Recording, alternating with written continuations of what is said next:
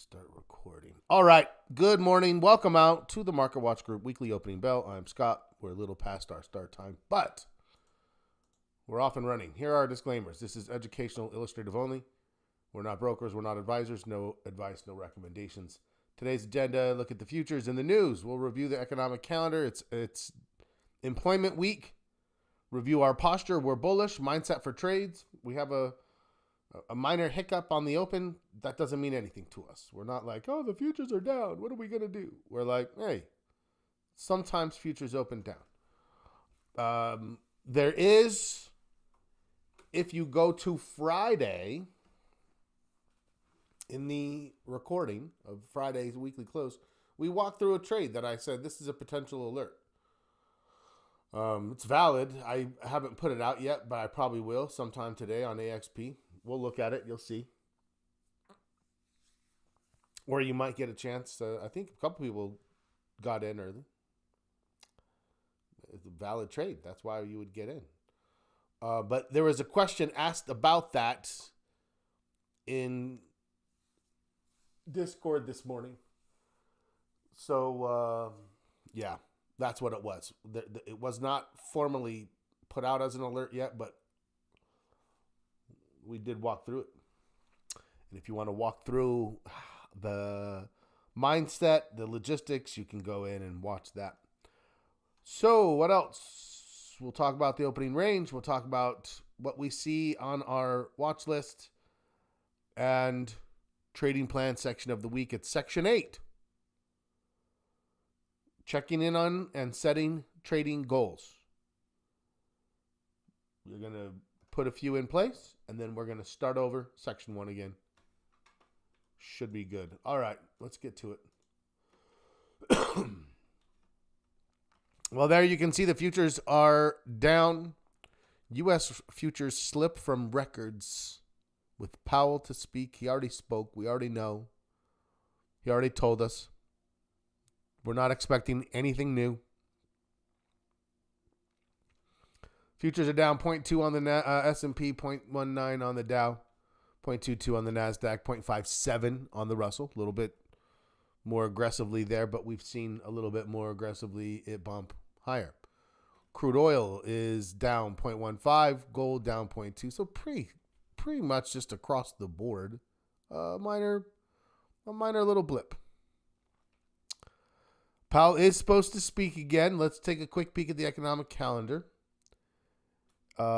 Here is Jer Bear at 1:55 p.m. I'm not even sure what the event is. I don't think anyone is really. I don't think anyone's really all that concerned that. Oh, maybe he's gonna. I think it's overall fine. Tuesday. What do we have? Job openings. Here, down to 7.7 million, which is still higher than pre-pandemic. And so, it's come down, but it's coming actually down to normal, which we haven't seen for a while. Wednesday, ADP, 99,000. Is that last time? Yeah, that's previous. We don't have expectations from them yet. Jobless claims have been sitting low 200s. Then we have non-farm expected at 140, which is maintenance. It's not weakness. Less than 100, weakness.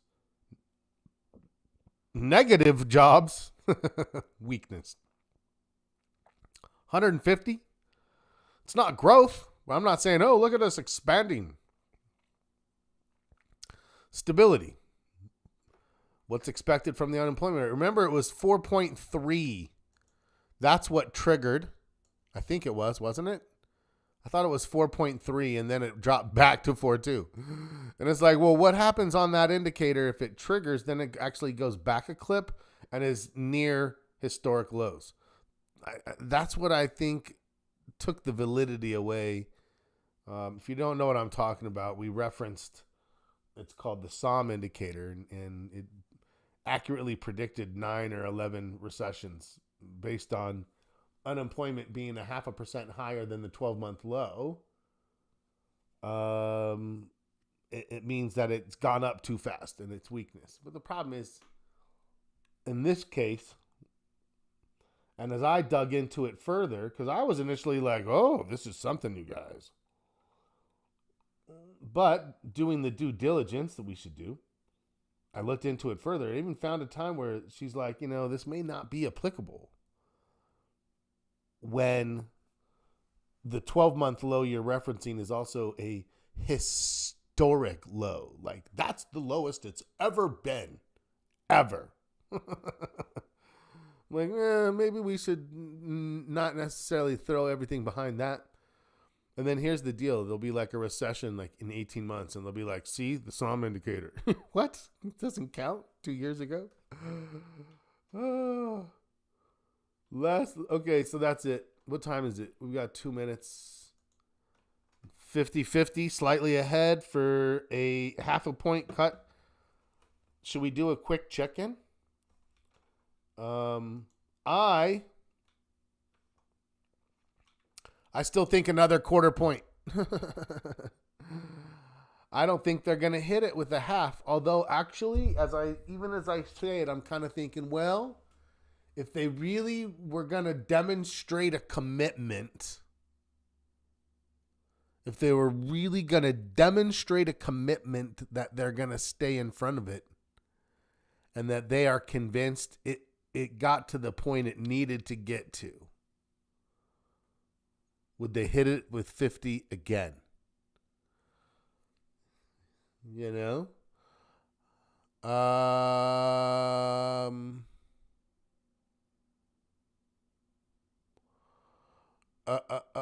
New jobs. That's the 144,000 new non-farm payroll jobs. Net new. Give me your thoughts about that. Like, as I say it, I'm kind of thinking back when they first moved into hawkish mode and they were in a tightening stance, they hit it twice with 0.75, 0.75, 0.75. It was like, whoa. So if they're entering the accommodative phase, more dovish policy,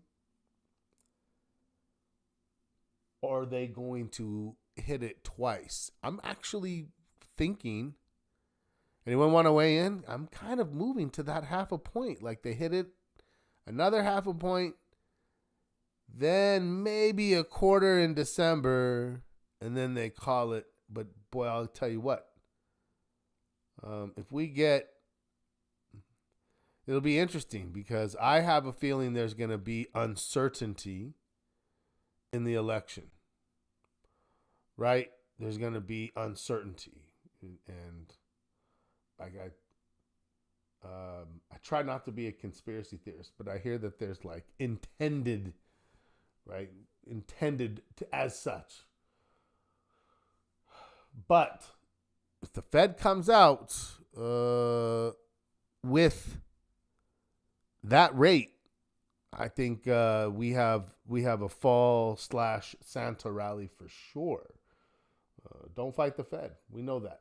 Okay, market's open. We'll go take a peek here in just a second. Actually, no, we're good. Let's go look now.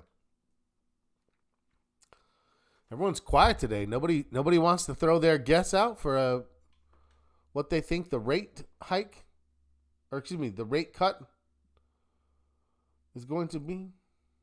So quiet today. 25, Bob says. All right.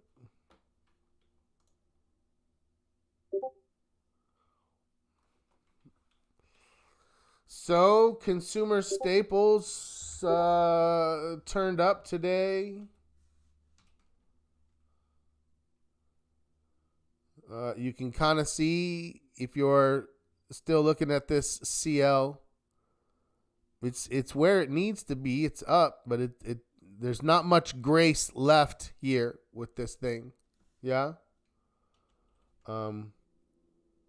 But you can kind of see the defensives looking okay. Let's go take a look at the SPY and our opening range. Now,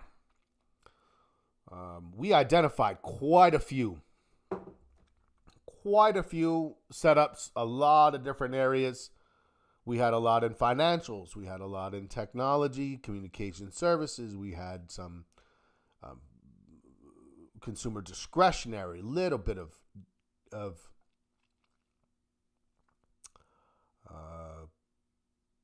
industrials. We did a cursory search of utilities. Fabulous. We saw a number of good stocks. We're going to formalize that tomorrow night if you want to see that. So we're going to add, because utilities were like, apparently it's turned into a growth sector, and there are breakouts happening. Electricity makers are, you're going to see it, right? You're going to see people out in just rural areas throw up energy farms.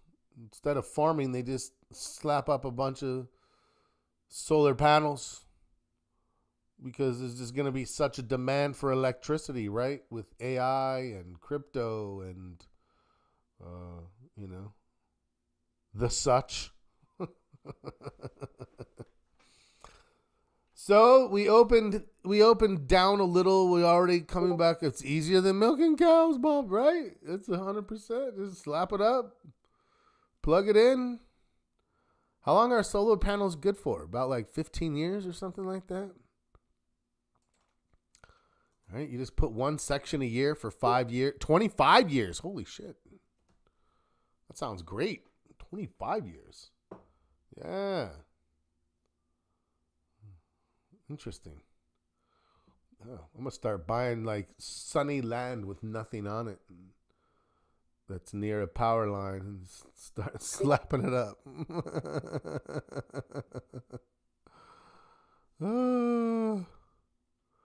Okay.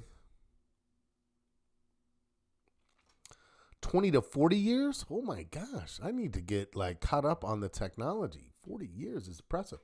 All right, so we opened, and what's going on in our opening range in our first 5 minutes? The buyers are coming in. All right, we don't even let's just look. We don't really tend to, but okay, it opened, it moved up. We're just right where we were.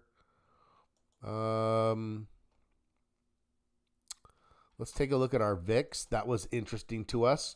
What was the thought process we all talked about? The potential for a lower high to come, that it would pop up like it did, and stall like it might be, and then roll over like it could.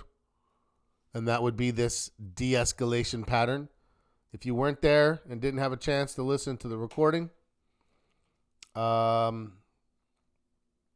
here's our posture. Exactly the same. Nothing changed. Nothing got stronger. Nothing got weaker. We're a nice solid 5.5. We're a good bit away now. This was back in early August when we kind of dropped and bottomed here, and we've seen nothing but recovery since then. Yeah, okay. Let's get to the watch list. So VIX looks cooperative. If it stalls and then rolls over, that's a lower high. That would actually be an increase in our score next week if we see that.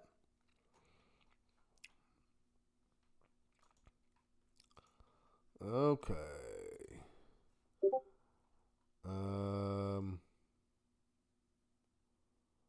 Apple. Oh, look at Apple trying to bust out of this. Look at Apple. Turning into a Heiken-Ashi. Trying to lead technology. Love that. AFL, nothing there yet. Amazon is getting close. You know I'm licking my chops with this one. AXP. That was our trade right there, but you can see a little bit of a stall in financials today. That's sector-wide. You can see Bank of America was setting up, pulled back today. BK, continuing its pullback. BLDR was actually one I was thinking about. So what am I doing? Still thinking about it. Buyers were like, we're thinking, and then it was like, not yet. I'm still thinking about it. Carrier, thinking about it. Caterpillar, not yet. CL, we know, not much grace left. CMG, potential. Costco. I don't know. Costco's looking a little sideways and choppy right now. We'll have to see. Here's the diamonds. Fastenal, just kind of floating around. I don't know. If it doesn't pull back very soon, you're not going to have much time before earnings. GBTC, that's... Now, here's the deal. I really am not looking to trade Bitcoin, but I do like to just keep an eye on it. If anyone's ever wondering, I may not ever throw something on this, but certainly like to just be aware of it. Gold is in consolidation. So what am I thinking here? I'm considering buying the dip. I don't trade a lot of gold, but I'm thinking about getting a position.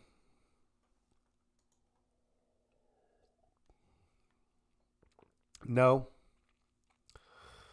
Google, it's interesting to see Apple, Google trying to just continue pushing up, out. That's, you know what, David, let me just get that posted tomorrow or as soon as we're done here. That's my fault. Home Depot overextended. IWM. So Sandy wanted to know, what does the market have in store for us? Just kind of meandering. These regional banks are yeah, it is on YouTube. That's right, Lee. There's always a version that you can go find that just is automatic from the stream. I think it's a lower quality, so you can go watch that, or I will go post the formal and put the link in our recordings. Lee knows the cheat. It's always just posts itself there in the so okay, Coke's kind of grinding. MasterCard. Okay, so MasterCard is holding up. AXP not so much. Interesting. McDonald's overextended. Meta overextended. 3M is pulling back. Morgan Stanley pulling. So you can see the financials are all in the same place. Microsoft, yeah. Broke out. Got to a new high. Now it's pulling back. Sellers haven't done much. It's now sitting. It's now sitting on top of the 50-day moving average. Well, it looks reasonable there. NDAQ setting up. So I think we've got nothing firing today. Market's just kind of opening, trying to figure it out. Ease into this new accommodative world with the Fed. Maybe just process a little. It's like it's a little nervous. It's a little nervous. Like, is everything okay? It is. NDAQ looks good, looks strong, ready to trade again. Netflix.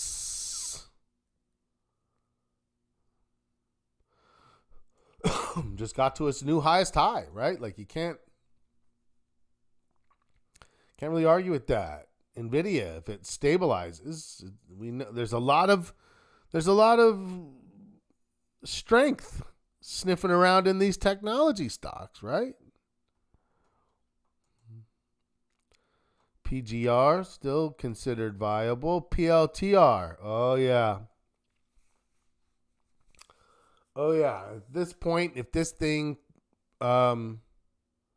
turns I think we may see another push. But you can see, like from here, it could meander around a little bit. So you can see it went up, and then it hiccuped, and then it went. That hiccup pattern, it doesn't always hiccup. So if it doesn't hiccup, you missed it. If you get in and it hiccups, you got to give it a little bit.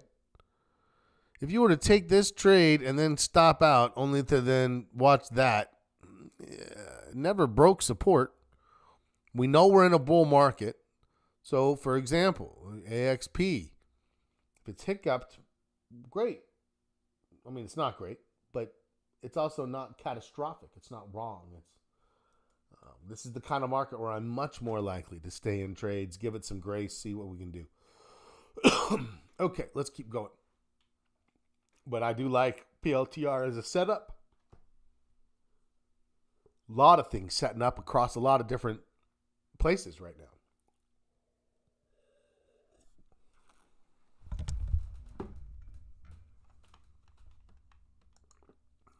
QQQ on a little bit of a pullback. SPY. These both look very strong. This looks like a little flag.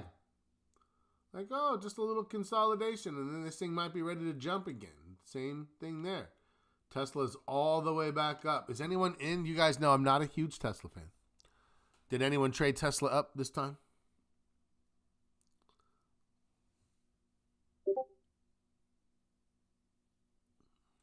Nope. All right.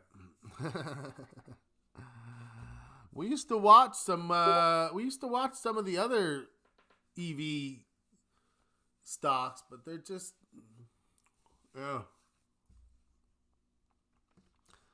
little choppy, maybe. TSM. Did I put this on the list? I think I didn't, but I actually feel like, yesterday was a pretty big day, but it's stalling out. Like, it's stabilizing pretty quickly. Oh, I did put it on. I did. UMP is a bit of a dog. USB is down. Dollar is staying somewhat down. VIX stabilizing. I think that's playing into what we talked about. Yesterday in our market posture, what we talked about was the potential of this developing into a lower high. If it doesn't get above that 50 and it starts to roll over, what does that tell us about the sentiment of institutions? They're feeling great. They're ready to buy. They have plenty of cash. Still plenty of cash to just keep moving this market. So yeah, I'm feeling bullish. If I have trades that are down, I'm holding on. Give me your thoughts. What are your concerns right now? Anyone have any?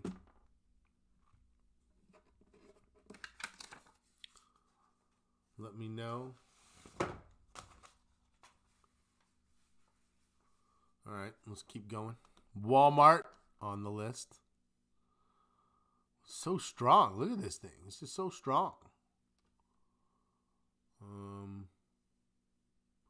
And if you're an options trader, if you're a spread trader, this is the kind of thing where you could just like get a spread on and just let it run, put some time decay in your favor. It's not high. Whoops. What did I just do?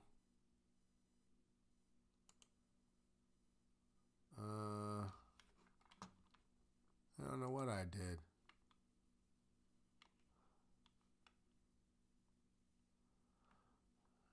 That totally distracted me. It's not high implied volatility, so there's not like big premiums. It's not like if you own the stock, you would be comfortable selling covered calls, or you would be benefiting very much selling that premium. But there you go. Trading posture cautious. The market doesn't seem as bullish as our posture. So what Bob is actually saying is that the The short-term momentum isn't showing the bullishness. But remember, what we're looking at is lining things up. I agree. I mean, cautious. If you look at just simply, are there a lot of things firing off new trades today? No, we're looking at a lot of things that are setting up new trades today. I think caution is definitely the right tone. So, but for me, the posture is what convinces me to say, hey, even when my trading posture is a little bit more like cautious because we're seeing it in consolidation, I know that I need to get things on so that it doesn't just all of a sudden, boom, boom, get a couple of days where I'm like, oh, I didn't have time. I didn't have time to put new trades on. It was whatever I had. And we've seen a bit of that here, where all of a sudden it's just like, you're like, whoa, this thing's moving. And it's like, whatever you have on, that is what you have. So, yeah, that makes sense. All right. Well, let's talk about the trading plan.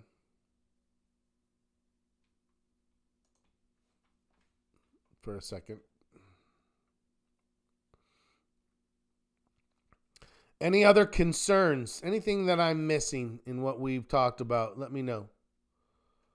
Let me know. Where is my trading plan?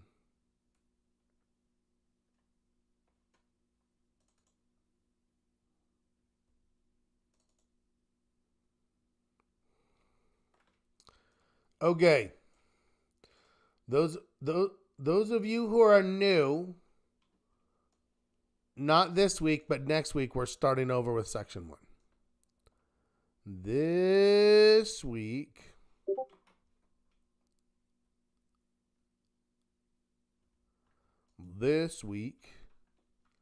we are looking at improvement strategies, otherwise known as goals, trading goals. What is our overall premise in regard to trading goals? The overall premise is one outcome goal. So if you want to be like, I want to make at least 20% this year, great. If you want to make a quarterly goal, I want to make X percent per quarter, I'd be very careful. Even setting a monthly goal. Because if you miss your goal, it might not be because you just didn't trade well. It might be because the market was in a bad place for 3 months straight. That's why even quarterly can be right. The market doesn't move on linear paths. If you make 36% in a year, it didn't likely come 3% a month for 12 months. Right? That's just not what happens. You might have made 20% in 3 months. You might have had a 4-month period where you just broke even. You tried. You're doing what you can. And then, right, you might have had a month where you dropped 5%. And then a 3-month period where you got 10, right? And it's very hard for us to be like, oh, I would like to make 4% per month, as if you're like writing the plan for it. Yeah, I want you to just kind of picture the blade of grass making its plan for the lawnmower. Like the lawnmower is like, it doesn't even laugh because it doesn't even recognize the blade of grass is existing. Oh, you have a plan, blade of grass? Good luck, buddy. Anyways. Yes. So,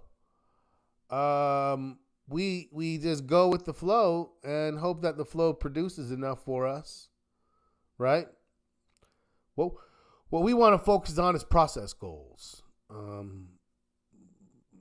set a goal to improve your ability to hold on to winning trades longer, to cut losing trades sooner, to improve your entries, to improve your exits, to improve your position sizing, to improve your there's so many different areas, right? To improve your daily execution, to improve each aspect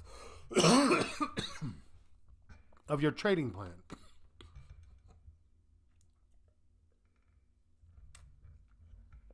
Excuse me, a little tickle in my throat. Needed a quick drink of coffee. That's it. I'd have a few goals. Where do they come from? They come from weaknesses, section 1. If you have a weakness, set a goal to mitigate it, eliminate it, and if possible, turn it into a strength. Trading priorities, where do those come from? That comes from your record keeping. That's right. Set goals based on analytics. So we have the ability to just sort of dissect. Now that we've standardized our plan, we have the ability to take any one component of that plan and specifically identify how we're going to make that better. It's tough because it's easy to get complacent, but if you commit to just an hour a week on your trading plan, and you just kind of grind through this, you will have such a strong trading plan in 6 months. Have you sent that to me again, Steven? You will post it to me? Oh, okay, not yet. All right, send it to me for sure. A few things. Tonight, 6:30 Mountain Time, 8:30 Eastern. Little chit chat, no pressure. We just come, hang out. It's just nice to get to know the people that you're here working with. That is our cocktail hour, happy hour. Tomorrow we have an hour and a half for Trading Foundations. We're going to do some searching and utilities. We're going to do some trading plan talk, etc. So make sure you come for that. I feel like we're going to build some trades. We've been building trades in the foundations, and those have been turning into alerts. So make sure you come, hang out. Any questions? Anything that we need to do that would make things more helpful given current circumstances and market conditions? I feel like maybe I haven't checked in.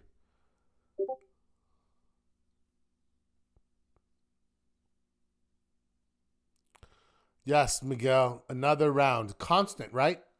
In fact, what we'll do, we need to do another prioritization session, because once you've done a few passes and you get your plan to a good place, then you're not going to, what happens is you'll lose. I noticed this was happening. People were losing focus, like, oh, we're going around on another circle, another blah, blah, and it's kind of like, eh. And as I noticed that, I'm like, okay, yeah, when you get to a certain point, it's no longer like, oh, I'm just, now it's about looking at your plan and picking 2 sections, right? 2 sections that you're going to focus on and work on. And what we did is we actually went through and we talked about how can we score each section of our plan, scale from 1 to 10. And as you score it, then of course it helps prioritize itself, because then the lowest, the 2 lowest, you're like, okay, these are my worst sections. And then you work on them. And when you're done working on them, you rescore them. And then you look at things and you say, okay, now what's my lowest section? So it's a constant, now what's my lowest section approach. So at any given time, you know what your self-assessed worst section of your plan is. You know, right? And so, yeah, it's good for us to dial back in and just sort of push that process to the forefront. It doesn't have to be where it's like, oh, I'm grinding on my plan, where it's just like, hey, I'm going to spend a half hour a week. When I do, these are the 2 sections that I'm going to sit down, look at, work on, and start trying to fix. Awesome. Good day. I love it, Miguel. That's a perfect mindset. Been thinking about it. That's just been thinking about it. And now we get to take the thoughts, the observations, the execution, And now we put it to paper, and you'll see that each next time, it's like when you watch a movie again, you're like, oh, I missed that. Huh? What?